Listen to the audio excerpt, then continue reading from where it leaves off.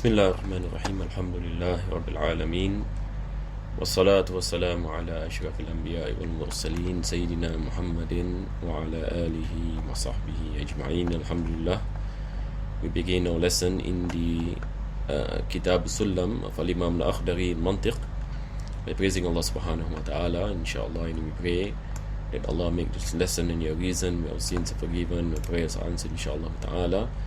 And may Allah subhanahu wa ta'ala bless us and with the understanding, and bless us and with iman and taqwa. Ameen Ya Rabbal Alameen. So inshallah we will continue from where we stopped in the chapter of Qiyas. And in our last lesson we were speaking about the meaning of Qiyas and the types of Qiyas. So in the last lesson we mentioned that there are two types of Qiyas. So this is where the author speaks about Qiyas al-Iqtirani and Qiyas Istithna'i. This is in the first part where he says ثُمَّ الْقِيَاسُ عِنْدَهُمْ قِسْمَانِ فَمِنْهُ مَا يُدْعَى بِالْإِقْتِرَانِ وهو الذي دل على النتيجة بقوة واختص بالحملية فإن تريد تركيبه فركب مقدماته على ما وجب ورتب المقدمات وانظر صحيحها من فاسد مختبرا ورتب المقدمات. After that he mentioned فإن لازم المقدمات بحسب المقدمات آتي وما من المقدمات سرى فيجب اندراجها في الكبرى وذات حد أصغر سراهما وذات حد أكبر كبرهما. I will just this is what we have covered in the last week, and then last year he mentioned وأصغر فذاك ذو اندراج ووسط يلغى لدى الإنتاج. So basically I gave some examples. So let us look at what is meant by the author saying on the minor and the major premise. So we mentioned that we spoke about premises. When it comes to Qiyas, we have the premise and we have the conclusion. So the minimum number of premises, and we mentioned that there must be at least two premises. And then there is this natija. So Qiyas and Iqtirani, the premises in such a way that we are able to derive the conclusion. By the presence of what is called as Haddul Wasat, the middle what you call it word, where it is the reason for the binding of the two premises. So let us look at this example again. This is the example we gave. Kullu insan hayawan wa kullu hayawan jismun. Then the natija is kullu insanin jismun. So now we have the Haddul Asghar. Haddul Asghar is the one that is in yellow. This is the subject of the natija. So that's why I put this color as such.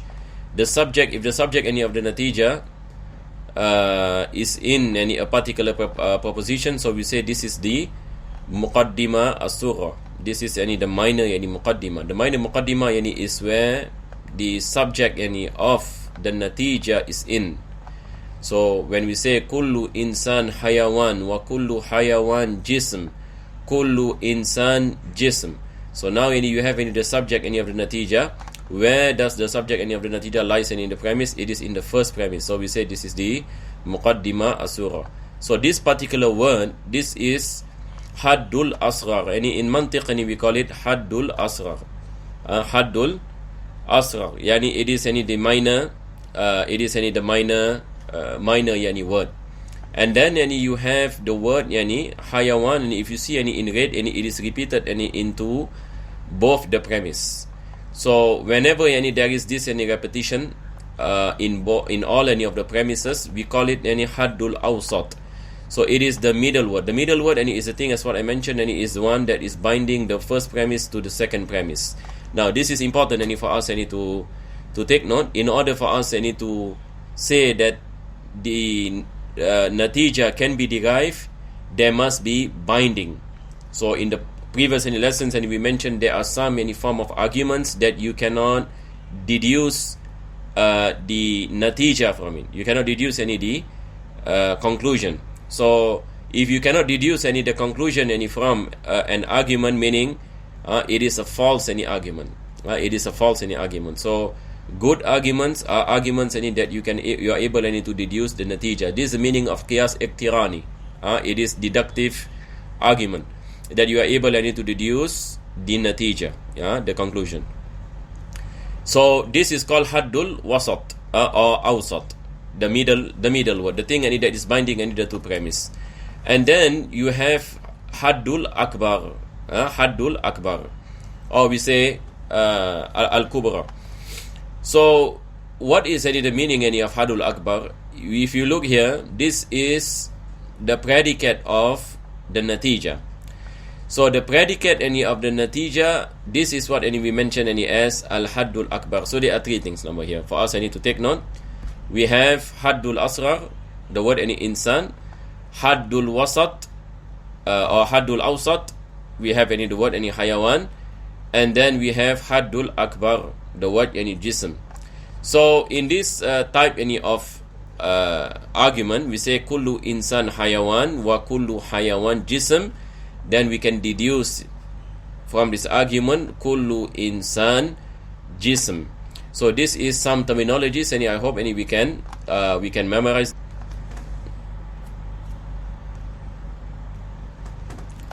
So let us look any at the first type. Let us look any at the first type. He call it any shakl awwal, the first type.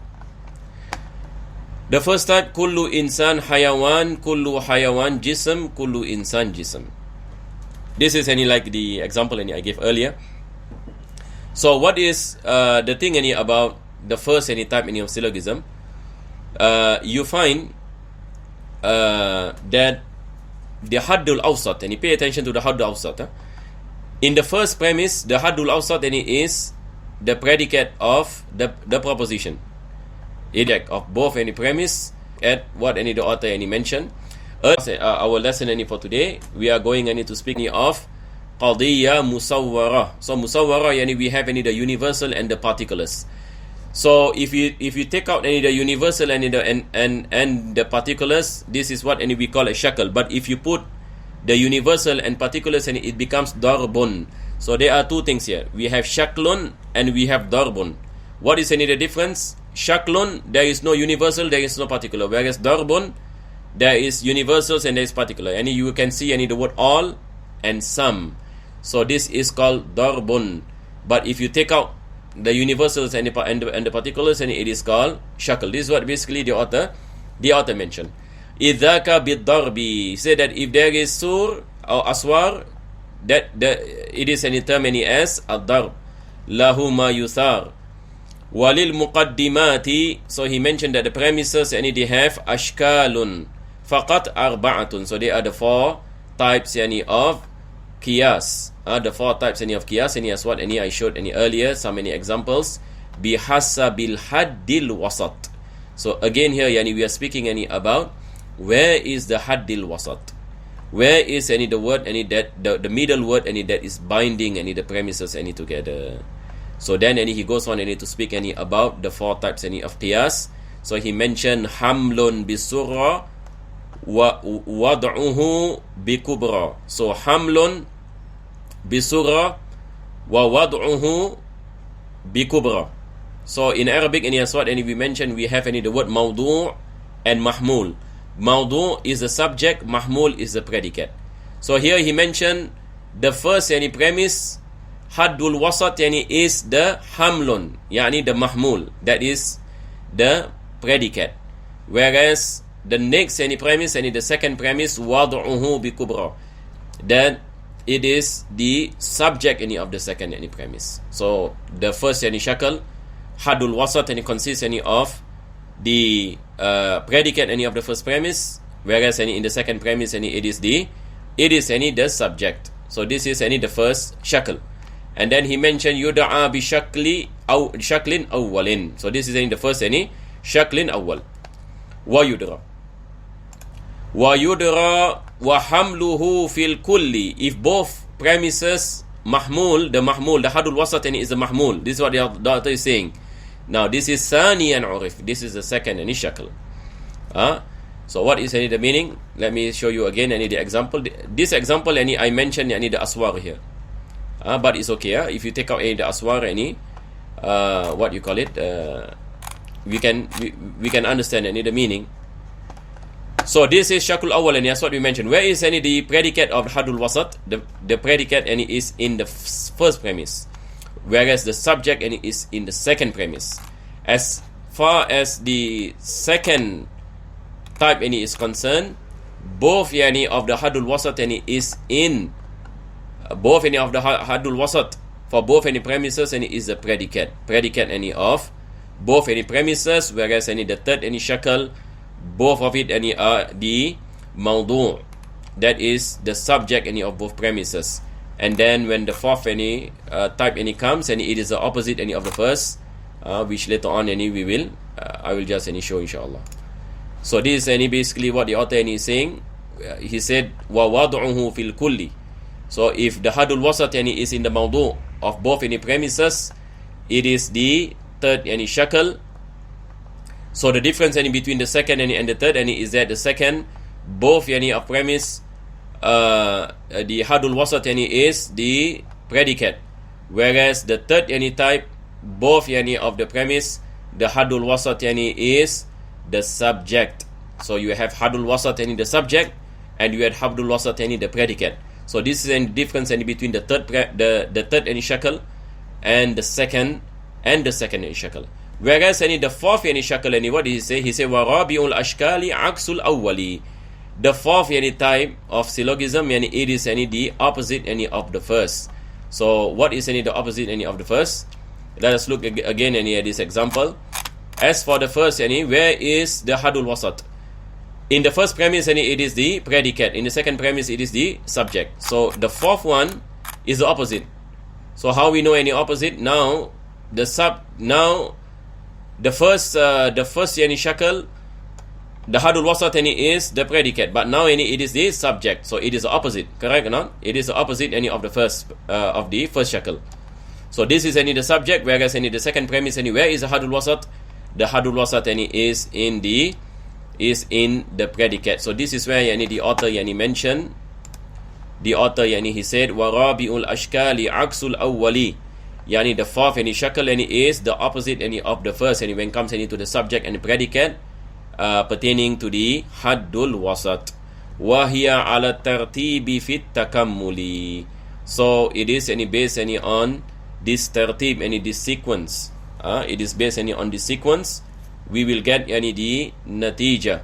We will get the correct natija, and it is based on the sequence shakul awal, shakul thani, shakul thalis, shakul rabi', which is the stronger. So meaning based on the sequence, the first shakal is stronger than the second is stronger than the third is stronger than the fourth. So when we understand these four things, we will understand how are we able to build strong argument. So the strongest is the first type. So all these things it depends on the haddul wasat. Where is the haddul wasat?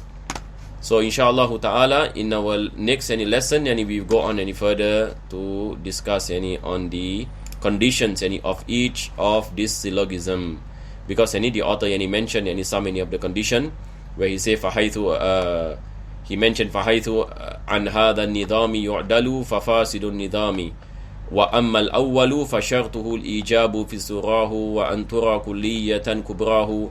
So he is going to speak about the conditions of the first shakal. We will speak about what are the conditions when it comes to positive sentences and negative sentences in the first premise, in the second premise. Then we speak about the issue of universals and particulars, and how it affects arguments, and how it affects the natija, and what are the conditions, and so on and so forth. So we will go one by one inshallah. In the first shakal, what are the conditions of the first type, what are the conditions of the second type and third type, and so on. Wallahu a'lam bis-sawab. Bismillahir rahmanir rahim. Alhamdulillahi rabbil alamin. Allahumma salli wa sallim ala sayyidina Muhammad wa ala ali sayyidina Muhammad. ربنا آتنا في الدنيا حسنة وفي الآخرة حسنة وقنا عذاب النار. Sallallahu ala sayyidina Muhammadin wa ala alihi wa sahbihi wasallam. Alhamdulillahi rabbil alamin.